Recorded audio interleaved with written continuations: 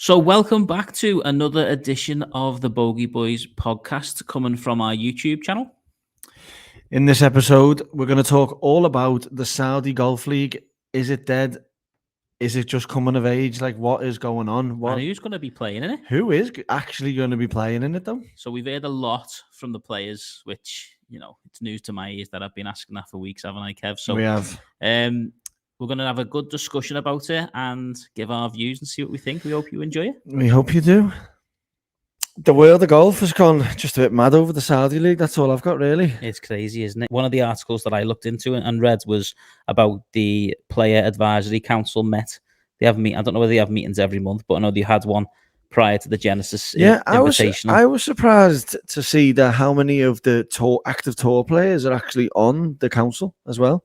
Well, that's what it is. It's a player advisory council. They were voting this week for who the chairman are going to be. So they have two chairmen that get voted in as part of the board, and then the advisory council talk on all sorts of different topics. Obviously, Saudi Golf League is a hot topic at the moment, which I'm pretty sure was discussed in detail. But I know that there's going to be an announcement this week about going to other leagues, specifically other tours specifically. Jay Monahan's going to release a statement and they're going to have another meeting. So, but what's it like, black and white? Like, if you go here, this happens, you go there, that happens. Like, well, potentially last time, everything needs burying, doesn't it? Put everything to bed and say, like, this is what, like they done with the AT&T and the Saudi. They put them stipulations in place that if you go, you have to play that the next 2 out the next 3 or whatever it was. And I think now he's got the support of the players, which he didn't publicly have. He might have had it behind closed doors, but now he's publicly got. I know. The weird way that it took this long for the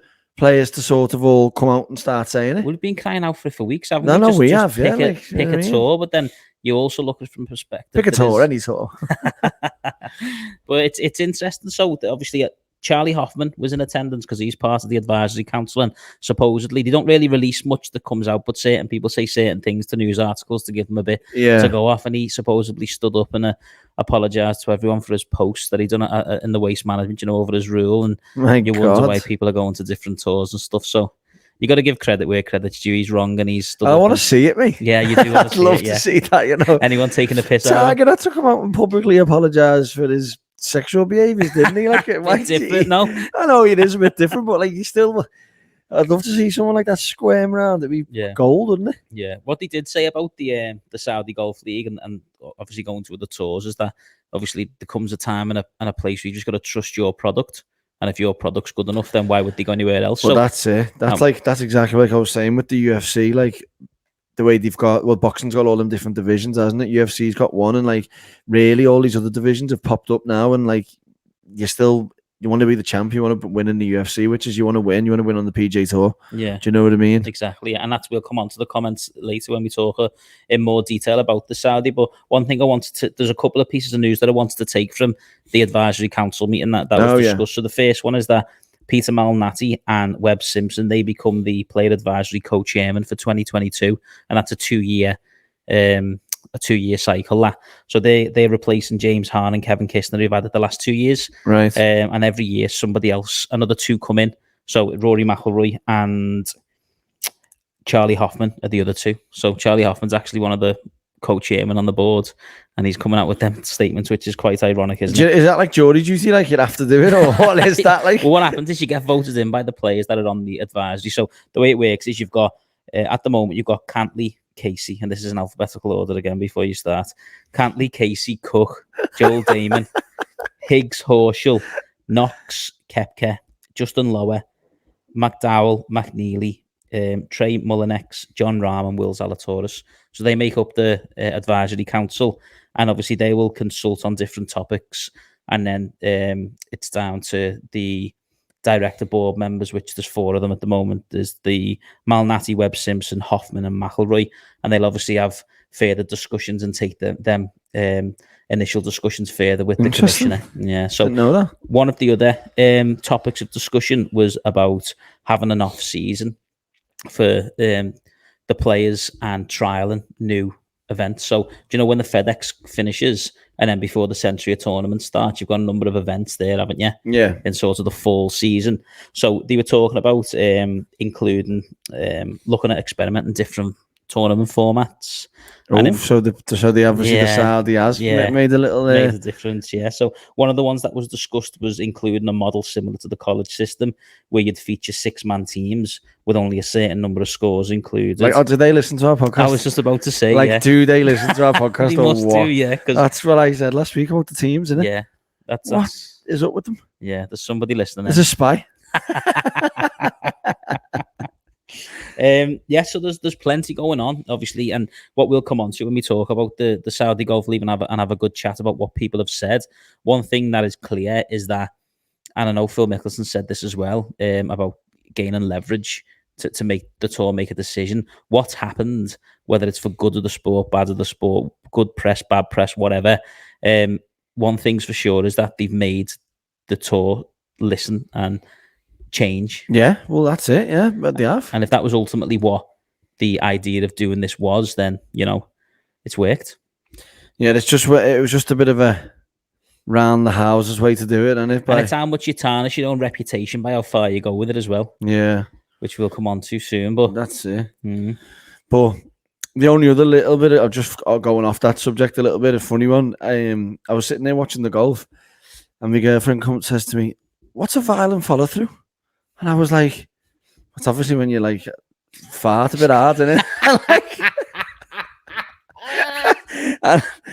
and like you shit yourself, do you know what I mean? And she was like, "No, in golf." And I was like, "Oh, well, like it's just like you hit it through like hard." I said, "Why?" And she's like, "I've just heard it then." I was like, "Oh." I was like, "You probably caught me off guard with that question there." I didn't even know, because what happens when she puts Sky on? As soon as she presses it, she was like doing the makeup or whatever, and the golf was just a bit of background noise, so she just has it on. Yeah, but I didn't know she was watching the golf, so it was like there was no context to it. Like it was just what's a violent follow through. Yeah. You know what I mean? I was like, "What? Brilliant. That's hot off the press." That. Yeah. So, and on that note, it's time for that time again. That it is, my friend. It's that time again, y'all. The birdie boogie buzz, the birdie boogie buzz, birdie bogey buzz. I can't remember how we done this going the last couple of weeks, but I did say that we go 1 for 1 picking. I think I've gone a few times. What's your birdie? Right, my birdie is seeing the big dog back on the screens, Tiger Woods. Wowzer. Do you know what I mean? Just looking healthy, speaking. He looks great, doesn't he? Yeah. He looks like he's eager just to get back in there into the mix. And you could even well, he's in either way. Like even the way he was talking, like, do you know what I mean? Like, and his banter's like seems all there as well. Like last time we seen him at this tournament, he was round the bend, wasn't he? Well, that's it. And it led to obviously what we know about, and it led to the crash and all that. So he was like that interview with that Jim Nance, and that Jim Nance kept pressing him for like, when are you going to play? When are you going to play the Masters? I'll be there on Tuesday. I don't know what kind of sushi we'll be having. Oh yeah, obviously because Matsuyama won, didn't he? Yeah. And then he's joking, saying like, "Well, I haven't been running any marathons or doing any backflips." Yeah. But he's like, "I need to play." He's like, I can play golf, I can hit balls, I just can't walk the courses." He's like, "It's easy to jump in a cart and play 18 or a quick 36." I'm like, "Well, if you're playing 36, do you know what I mean? Yeah. You can't drive your cart on the green." But he said his ankle starts swelling up, and then Faldo, I could see Faldo. I bet you he was sort of alluding to the Open, because he was like, "Wouldn't you not play a flat course? Yeah. Like a Hilton Head or something?" He's like, "The tee boxes are only this high," and all that, like saying it's only a couple of inches off the floor. But Tiger was just sort of, wish I could tell you. And one thing he could tell us though was that he's definitely going to play PGA Tour again. Oh yeah, which that's one of the main things that you want to hear, isn't it? It's not like imagine he just Saudi Golf League. It'd be great, wouldn't it? It'd be funny, wouldn't it? But I think his legacy is well and truly on the PGA Tour, and he 1,000,000%. reiterated that point, didn't he, when he pledged his allegiance to the PGA Tour as well, didn't he, this week? That's it. Well, obviously, yeah, but he's got all the records. He's the poster boy, really, of that. So yeah, if anyone's ever not going to go there, it's him, isn't it? Yeah, of course. Yeah. Why would he want the PGA Tour to fall away? He's not exactly skint. Yeah. But what did you make of the whole interview? The way he was kept, I don't know. Yeah, I think he just genuinely doesn't know. Yeah. I think he genuinely doesn't know. One of the things that I caught from the interview, he was saying he wants to be able to tell you when, so he can get physically, mentally, and emotionally prepared for the tournament. He wants to say, "I can play a Masters or I can play Open at St Andrews. But I did say, didn't I, when we talked about the Opens, I think St Andrews, it's his favourite golf course. He's always performed well when he's played there in the past. So, that's the perfect return for him, isn't it? He's done the Augusta return and won, backs against the wall, hasn't he? I think, as much as we'd want to see that again, how good would it be? The 150th Open at the home of golf, Tiger Woods returns and schools everyone and just takes home the claret jug, eh? Oh my God, that could be me and my girlfriend over that, because that's her birthday that Sunday. Same day. There you go. I said, I actually joked to her saying, if it's between you and Tiger, he's winning. And she was like, you're a piece of shit and that. No, but that's one thing I took from it. It was, one thing's for sure, that he's going to be back. That's good, isn't it? And the fact that I take a lot of promise from how strong he looks and healthy he looks. He doesn't look tired. Big, doesn't he? Yeah, and he looks like, and he's got no reason to play mind games, has he? No. He can turn up any week and win. Well, he's saying Phil thinks he can kick all the butts and that, doesn't he? So he's like, why wouldn't he? Yeah. Why wouldn't he? I think everyone always talks about how important the mindset is at golf. Do you know what I mean? It sometimes plays more impact than actual playing and your playing ability. Yeah. So 1,000,000%. If anybody's got that winning mentality and knows how to do it, and even we'll come on the Genesis later, and it was great to see from a sportsmanship perspective, but there was a lot of chip-ins on the final day and a lot of fist pumps and high fives, and I was watching it and I was just thinking to myself, there's no way Tiger Woods does that. If Tiger Woods chips in from 40 yards and it goes in and the crowd go wild, he doesn't even look at the players, you know what I mean? If people want to give him a fist, maybe now he does, but when Tiger was winning week in, week out, and he was dominating the sport, Tiger Woods was ruthless. Yeah. He wouldn't even look at you unless it was to intimidate you. Well, that's it. Well, you got that killer instinct from young, didn't he? Do you know what I mean? Yeah. Even in the remember we talked about the junior championships, or was it the amateurs, the US amateur, where he's playing against this whoever, and he puts his ball and he goes to hit the ball, and the fella goes, Tiger, you need to put that back, and then Tiger moves it, holds the putt, and wins, beats him on the next one, and doesn't even say thank you. Yeah. That's killer. That's stone cold. That's it. Yeah. So it just going back on the Tiger point there, and obviously what we've seen over the years. I know golf's completely changed now, and it is a lot more. There are a lot more friendly atmospheres on tour, but you wouldn't think that when you hear some of the comments that come out this week, which will come on to my birdie. Go on. What is it? My birdie is finally, after all the talk, we've now got allegiances to one of the tour. I've been calling out for weeks now. Finally we're getting players come out. But the one question I've got is, for you especially, is why do you think that they've come out and supported them? What do you think the main driver is? See, I don't know. I don't know what took so long, to be honest. Yeah. Because I was thinking there's two things here for me. There's Tiger Woods just come out and pledged his allegiance to the PGA Tour and said no to the Saudi League because that's his legacy. Yeah, we understand that. But has that triggered other people coming out and saying it? Because but he done that a good while ago. That did cross my mind, but he done that a good while ago. So if they wanted to follow Tiger's suit, they could have done it when he done it, which was a good few weeks ago. Well, then the only other piece of strong commentary and notes that came out of this week was the comments from Phil. Yeah, which he's come out and he's mentioned about in order to get the commission and the PGA Tour to change, you need to have leverage. And I don't even know if I want the Saudi Golf League to succeed. I just wanted leverage so the PGA Tour could make a change. And if that was his ultimate goal, then he's succeeded, because we've just mentioned before in the player advisory meeting, things are changing and things are getting set. Well, mate, what about the only other option is that meeting? Things have come up. Like most of the people who are talking out, like Rory, Horschel, they're in them meetings, aren't they? So maybe something's happened in that meeting where they've thought, right, you know what? Okay, we see from your side, we get it. You're going to do this, you're going to do that. Like, let's all pledge. Yeah, well, I've took some notes of what everybody said. So John Ram's come out. He said he doesn't play the game for money. He's sticking with the PGA Tour. It's easy not to play the game for money when you've got money. Yeah. But then you look at what did Rory say? He's been there, he's done it, he's got the house, he doesn't want more. Well, money. he said his lifestyle, he's got a lot more money than he had 10 years ago, but his lifestyle's still the same. Still lives in the same 4 rooms in his house. Yeah, like he's not going to tarnish his reputation for a few extra million. And this was the theme that went on. Victor Hovland said If he had a wish, it would be just to continue to play the PGA Tour, but he just wants to play against the best players in the world. You know, Dustin Johnson come out and said, time to put the speculation to rest. I'm fully committed to the PGA Tour. And then Bryson DeChambeau also said he's looking to play wherever the best players in the world are playing. So that's it's sort of a change in the tune, especially when you think of DJ and Bryson have always let the rumours fly while Phil Mickelson's been the vocal point. Phil Mickelson's been coming out, making all the statements, saying this, saying that, the PGA Tour's obnoxious greed, which we've spoke about over the last couple of weeks. But DJ and Bryson have always sort of kept the cards close to the chest. And now as soon as, this is what's making me think, what I was saying when he put wrong and all this, it was like they weren't really putting it to bed and they weren't really like adding fuel to the fire. They were just sort of like saying little things, like DJ was like, I got off more that laughter pulses thing and all that, didn't he? So yeah, that's what's making me think, is it Alan Shipnuck? Is that his name? Yeah. What was his name?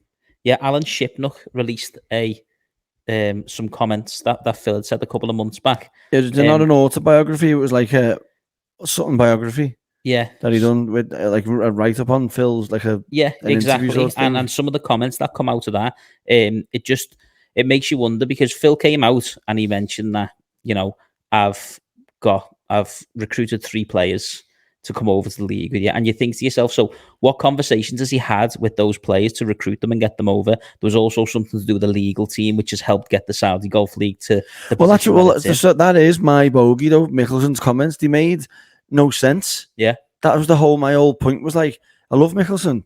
Like, it didn't seem like a Mickelson thing to be chatting. Then he's talking about leverage. He's talking about doesn't know what he wants. He's talking he's helped. They got the lawyers involved with the Saudi League. He's talking he's took players. And then he's also talking that he wouldn't want to get involved because, like, they kill people for being gay and they killed another journalist. Yeah. And it's like, hang on a minute. Yeah. Like, what are you saying here? Like, exactly. are you going or not? What are you up to? No, you're completely right. Do you know what I mean? The comments were shocking. Like, when you look back at what was said, it's confusion. It's like, what conversations is he having with people? And then you look at, like, Kramer Hickok was on a podcast, and he was the one who's give like quite a bit of detail. I don't know whether he signed up or not, but he's give quite a bit of detail about the format. So he's saying there's 12 to 14 tournaments that are going to be played with 40 players, no cut, and they reckon 17 players have already signed up for it.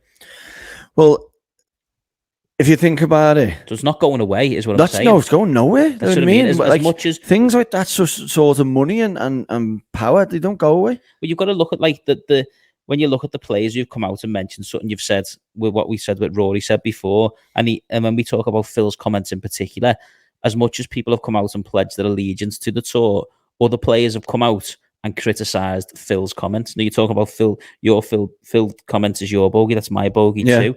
But then when you look at Rory's come out and says, I don't want to kick someone while he's down, obviously, but I thought they were naive, selfish, egotistical, and ignorant.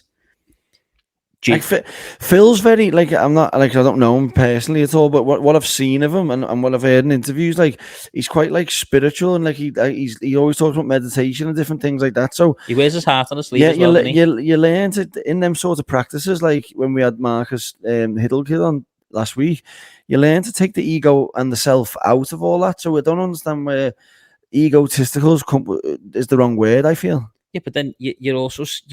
You've just mentioned there about some of the comments he's making that don't really make sense as well. So it's like he's coming out and he's mentioning things that don't really make sense. Yeah. With one no, hand, I get that they're stupid and they're crazy, but egotistical just doesn't hit me as the word. It's ego, yeah. Well, it's funny you should say that as well, because Justin Thomas said the Phil's comments seem like an egotistical statement as well. So JT's saying that as well. He says he's... I'll tell him the same. And he's come out and he's pledged his allegiance to the tour. He said he's got a lot that he still wants to accomplish in the game on the PGA Tour, and he's sticking. And then he'll go. And then he'll go. Yeah. It looks like all the guys who are on the way cusps out. Cusps of 40 to 50-year-olds are on the way over. Let's have it right. It's less golf, innit? Yeah. As from a scheduling point of view. Yeah. It's signing money. Yeah. Do you know what I mean? It's less competition. It's guaranteed money as well, isn't exactly. It's less competition. There's a change in format, so there could be less golf from that thing, and there's bigger prize funds for anyone 40 plus. Yeah, it's a no-brainer. And it's funny you should say that, because as part of my bogey as well, you've also got comments from the likes of Jason Cochrack. So Jason Cochrack's come out and said that he's been in talks with the Saudi League. He's come out and he's been probably one of the most honest people out of all the interviews I've seen. He's actually got Saudi golf on his bag, so that's telling you something. Well, there you go, yeah. But he's also said that he wants to retire at the age of 44 and watch his kids grow. And the PGA, how old is he? The PGA Tour has got too many events. I don't know, to be Why honest. 44? It's a mad one. It is a crazy number, yeah. But I'm thinking if he's, I don't actually think he's 40 now. We'll have to fact check that and have a look at his age. I think he might be 30. Remember we looked last year because I was like, he was one of the winners who was in like that 30-40 bracket. Yeah, 36. I think he's closing in on 40 if he's not 40 already. We will fact check that, but he's obviously looking at, if I want to retire at that age, I've probably got a 4 or 5 year career. Why not go over to the Saudi League, earn guaranteed sums of money, still play competitive golf, and obviously then I can retire and watch my kids grow. So there is that side of it. And then another player who's come out and made comments is Adam Scott. He says he's been sworn to secrecy, but he's also said the schedule of proposing is very appealing to most golfers, and from a lifestyle side of things, he'll consider it for sure. So you got to 36 years. Kramer Hickok's 36. No, Cochrack. Oh, Cochrack, yeah, 36. Okay. So he's got another 8. He wants to. It's mad to be 36 and saying you want to be retired at 44. Yeah. If he wants to go to the Saudi League, he can retire at 40.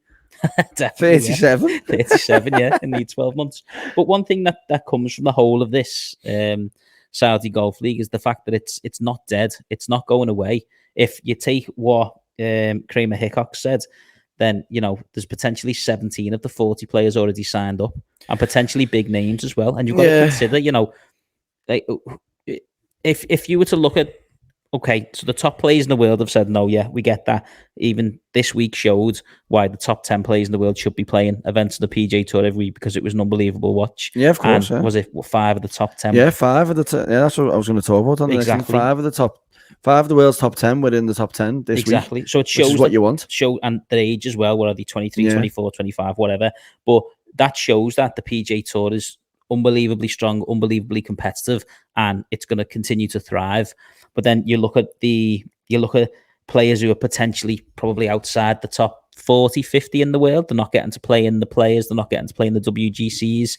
Is it a good opportunity for them to go over and play the Saudi Golf League? And who do you think are potentially the 17 that have signed up? We know we've heard about Westwood, Poulter potentially. Nobody's really confirmed. But who do you think outside of the ones who've come out and pledged their allegiance to the tour, who do you think could potentially go? I think you've got to be looking at in the 40s, anyone in the 40s, and that lull period between Champions Tour and you've just passed it. Do you know what I mean? Garcia could be a big one. Yeah, would you put? I think so. Yeah, I think Garcia could go. I don't see that he's come out and said anything. But anyone that I'm just trying to think who's keeping quiet. Yeah, do you know what I mean? Cameron Smith, nah, he's too good, isn't he? Yeah, Cameron Smith's like just outside the top 10 in the world. He won't go. Yeah. I'm thinking you're probably looking at, I agree with your logic. I would say probably mid-30s to... Like, what about your Martin Lairds and your Russell Knox, them sort of like UK-based players that have been over there, earned a few quid, and now they can come sort of back and live a bit closer to home. Richard Bland. Like some of the DP World players, like they could, like a bit older, do you know what I mean? Yeah. They could easily go. Yeah. Even though he's bossing it on he's doing well on the DP now. It's the money's, we don't know what the money that they're talking about, but when you look, we were talking the other week, weren't we? A top 10 finish on the DP World Tours, getting you a couple of $100,000, is it? Yeah. But I mean, are they going to start looking to challenge to fill the numbers up, or like where did he look? For players? Well, this is it. You've obviously there's probably going to be a group of players on the Asian tour. The Asian, I think, like a few Sunshine people, Justin Harding, people like that who float between the DP as well. Though you've got so many good players that are on. Look at the progression from Corn Ferry to PJ every year. Yeah. Cameron Young's a prime example. He come from the Corn Ferry this year in 12 starts. He's had 2 top beats. He's finished twice. He's finished second twice. That's what I mean. You know what I mean? So you've got potential there for young players to get snapped up in a quick book. Thinking about finishing second there, Joe hasn't said much. Finau. How old's Tony Finau now? He's a bit younger than he, but I don't know. It just struck me as a little sneaky dark horse that could be going over there. Do you know what I mean? Yeah. But you got to look at Ricky Fowler as well. Yeah, 1,000,000%. He's gone. He's first on the team sheet. And what a name! What a name that would be for the Saudi Golf League. Do you know what I mean? He's entertaining.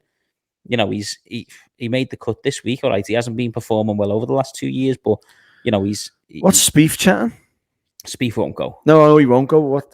He's not. Yes, I've not heard nothing from Spieth. No, the only other people that I've got who've come out and specifically said anything, Brooks Koepka, he said he's been pretty clear for a long time that he's staying on the PGA Tour, which we know about. Colin Morikawa says the noise has certainly meant changes to the PGA Tour, which we've spoke about. Some good, some bad, which again we've spoke about. But he sees everyone as sticking to the PGA Tour, and he's happy because he believes that's where he belongs. Yeah.